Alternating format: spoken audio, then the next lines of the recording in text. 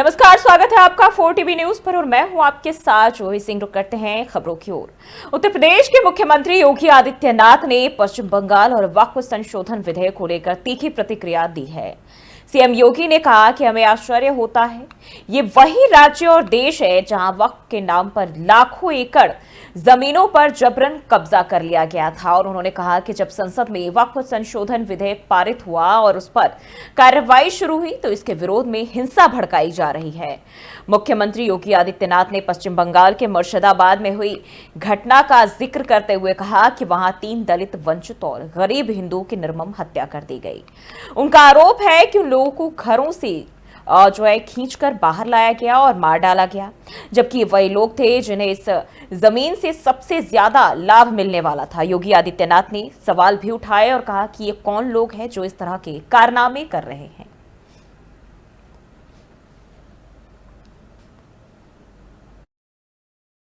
ये व्यवहारिक धरातल पर भी दलित और वंचितों का अधिकार छीनने के अधिकारी होते हैं। आप देखते होंगे कहीं दलितों की झोपड़ी पर, उनकी जमीन पर कब्जा करने वाले कोई लोग होंगे तो इन्हीं दलों से जुड़े हुए लोग होंगे।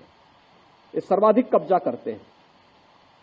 और ठीक बात है कि सरकार का डंडा है, सरकार उनको ठीक भी करती है, दुरुस्त भी करती है कि जिससे वे लोग गरीबों की, वंचितों की जमीनों पर कब्जा न कर सके।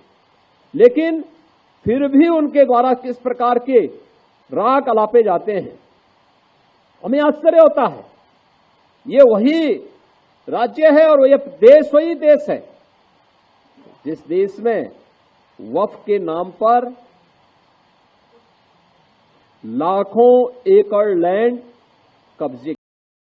और सहारनपुर में उद्योग जगत से जुड़ा एक अहम कार्यक्रम होने जा रहा है। उत्तर प्रदेश के मुख्य सचिव मनोज कुमार सिंह सहारनपुर दौरे पर पहुंचेंगे, जहां प्लाईवुड उद्योग पर संवाद और समाधान कार्यक्रम में वो शामिल होंगे। और इस कार्यक्रम में मुख्य सचिव मुख्य अतिथि के तौर पर मौजूद रहेंगे और उद्योग से जुड़े मुद्दों पर उद्यमियों से सीधा संवाद करेंगे। कार्यक्रम में हरियाणा, उत्तराखंड, हिमाचल प्रदेश और यूपी के कई उद्यमी हिस्सा लेने वाले हैं।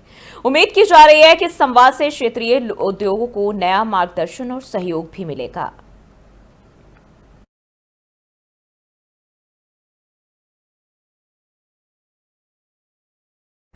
बढ़ते आगे, जालौन जिले के कोंच ब्लॉक स्थित ग्राम सतोह में जल शक्ति मंत्री स्वतंत्र देव सिंह का दौरा खास चर्चा में रहा।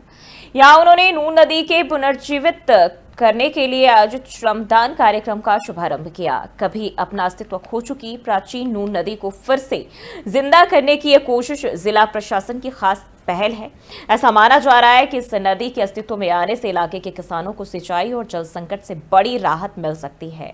इस कार्यक्रम में बड़ी संख्या में ग्रामीणों और अधिकारियों की मौजूदगी रही और मंत्री ने स्वयं श्रमदान कर इस अभियान को समर्थन दिया।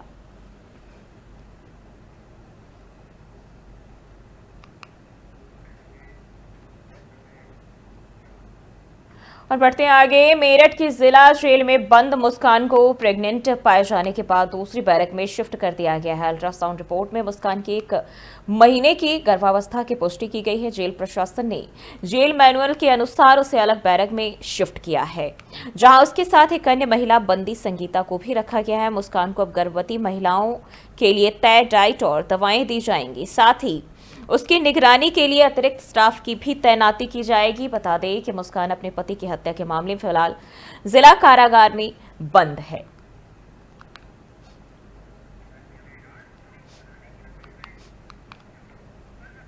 और रुक करते अगली खबर की ओर। मिर्जापुर से एक हैरान करने वाली तस्वीर सामने आई, जहां गंगा नदी पर बना पीपा पुल तेज आंधी की चपेट में आकर टूट गया और 3 टुकड़ों में बंट गया। बताया जा रहा है कि तेज हवा के झोंकों के कारण पुल का एक हिस्सा बहकर गोरही गांव तक पहुंच गया, जबकि बाकी 2 हिस्से घाट के किनारे आकर रुक गए। अब इस घटना के बाद सीखड़ और सिंधोरा घाटों पर आवागमन पूरी तरह ठप हो गया। वाराणसी, भदोही और मिर्जापुर के बीच आने जाने वाले लोगों को भारी परेशानी का सामना करना पड़ रहा है। प्रशासन की ओर से वैकल्पिक व्यवस्था की कोशिशें लगातार जारी है।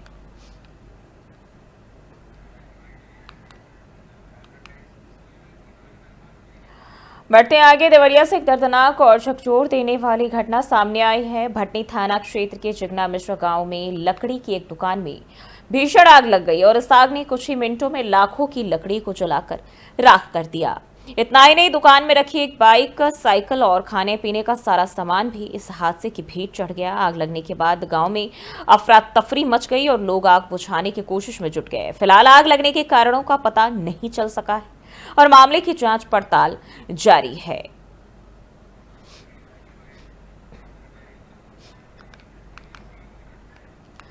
और मुरादाबाद से खबर है, जहां आईपीएल सट्टेबाजी को लेकर बड़ा खुलासा किया गया है। सिविल लाइन पुलिस ने कार्रवाई करते हुए 9 लोगों को गिरफ्तार किया है, जबकि रामगंगा विहार के 11 सफेद पोशों पर मुकदमा भी दर्ज किया गया और इन सभी पर सट्टे के जरिए अकूत संपत्ति बनाने का भी आरोप लगा है। पुलिस की माने तो इस गिरोह में कई नामचीन कारोबारी और सर्राफा व्यापारी भी शामिल है। जैसे ही केस दर्ज हुआ, सभी आरोपी फरार हो गए।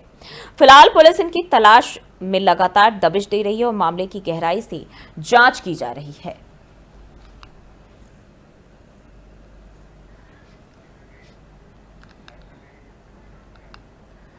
खबरों में बढ़ते हैं आगे। श्रावस्ती से एक बार फिर तेंदुए की चहलकदमी की तस्वीरें देखने को मिली है और इस बार केन नाले के पास एक तेंदुआ शावक कैमरे में कैद हुआ है, जिसके बाद इलाके में दहशत का माहौल बन गया। बताया जा रहा है कि भिनगा के जंगलों में तेंदुओं का कुनबा लगातार बढ़ रहा है और इससे पहले भी बालनपुर गांव में तेंदुए के मूवमेंट की पुष्टि हो चुकी है। वन विभाग ने मौके की गंभीरता को देखते हुए सुरक्षा के इंतजाम और गश्त बढ़ा दी है, ताकि किसी तरह की अनहोनी से बचा जा सके। तो श्रावस्ती से ये जानकारी या तस्वीरें भी सामने आ रही, जहां कैमरे में तेंदुआ कैद हुआ है।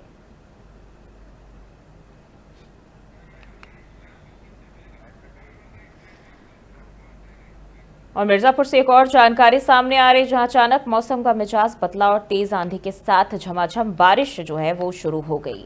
बताया जा रहा है इसके साथ ही कई इलाकों में इस दौरान ओला गिरने की भी खबर सामने आई, जिससे किसानों को अपनी खड़ी फसल, गेहूं की फसल के जो है उससे नुकसान का खतरा बढ़ गया है।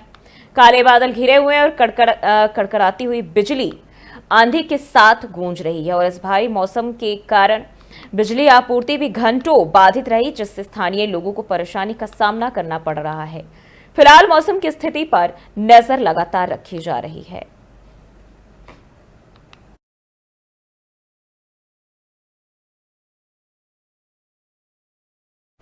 और बढ़ते आगे, लखनऊ के इंदिरा नगर इलाके में स्थित डेंटल क्लिनिक के ऊपर बनी लाइब्रेरी में भीषण आग लग गई और आग लगने से लाइब्रेरी का सारा सामान जलकर राख हो गया। वही घटना की जानकारी मिलने के बाद फायर ब्रिगेड की टीम मौके पर पहुंची और कड़ी मेहनत के बाद आग पर जो है वो काबू पाया गया।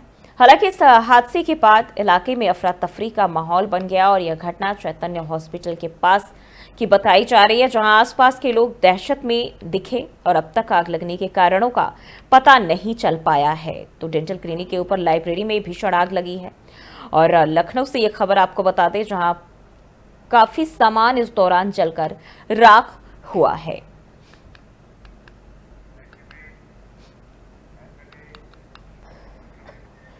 बढ़ते आगे, बदायूं जिले के कुंवरगान थाना क्षेत्र के दुगरैया गांव में पुरानी रंजिश को लेकर दो पक्षों में जमकर फायरिंग और ईंट पत्थरबाजी हुई। देखते ही देखते गांव रण क्षेत्र में तब्दील हो गया। घटना में कई लोग घायल भी हुए हैं। वहीं क्षेत्र में दहशत का माहौल बना हुआ है। सूत्रों के अनुसार दोनों पक्षों के बीच पहले भी विवाद होते रहे हैं और 2 दिन पहले ही पुशगवा इलाके में आगजनी और मारपीट की घटना भी हुई थी, जो इस रंजिश से जुड़ी बताई जा रही है। वहीं गांव में फिलहाल तनाव की स्थिति को देखते हुए भारी पुलिस बल तैनात किया गया है।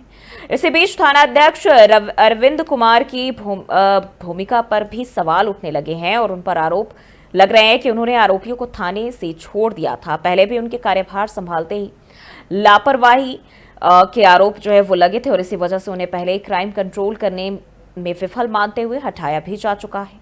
पुलिस प्रशासन ने मामले की जांच शुरू कर दी है और दोषियों के खिलाफ कड़ी कार्रवाई का आश्वासन दिया गया है।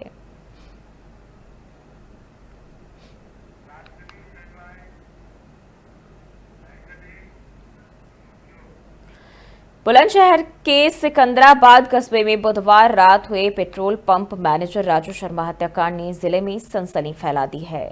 जघन्य वारदात के बाद पुलिस ने आरोपियों की पहचान कर ली है और उनकी गिरफ्तारी के प्रयास भी तेज कर दिए हैं। बता दें कि राजू शर्मा की हत्या उस वक्त कर दी गई जब उन्होंने बोतल में पेट्रोल पंप देने से इनकार कर दिया था और इस बात से नाराज होकर आरोपियों ने पंप मैनेजर पर जमकर हमला किया, जिससे उनकी मौके पर ही मौत हो गई। घटना के बाद से आरोपी फरार हैं।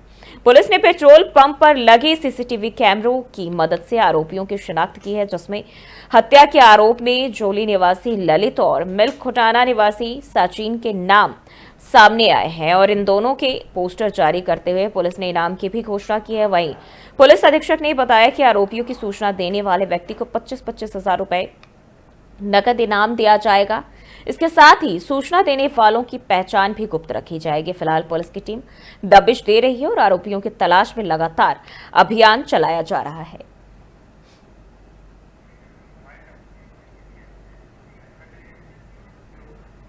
फिलहाल के लिए इस बुलेटिन में बस इतना ही। देश और दुनिया की तमाम खबरों के लिए देखते रहिए 4 टीवी न्यूज।